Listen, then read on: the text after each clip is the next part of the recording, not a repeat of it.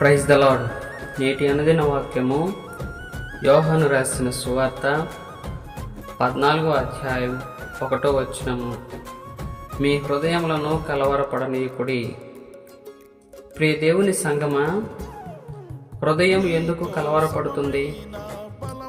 మనం అనుకున్నది జరగనప్పుడు, మనం కోరుకున్నది దొరకనప్పుడు అలా జరుగుతూ ఉంటుంది. అవిశ్వాసులకు, లోకస్తులకు ఇది మామూలుగానే జరుగుతుంది. అయితే దేవుని యందు విశ్వాసం ఉన్నవారిని గురించి స్వయంగా దేవుడే మాట్లాడుతున్నాడు. హృదయములను కలవరపడనీయకుడి అని అంటున్నాడు.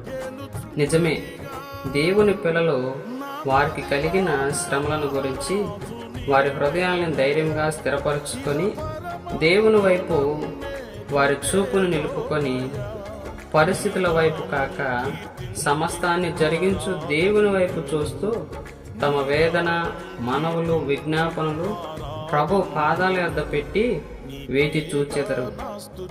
మరి మనం ఎలా ఉన్నాము?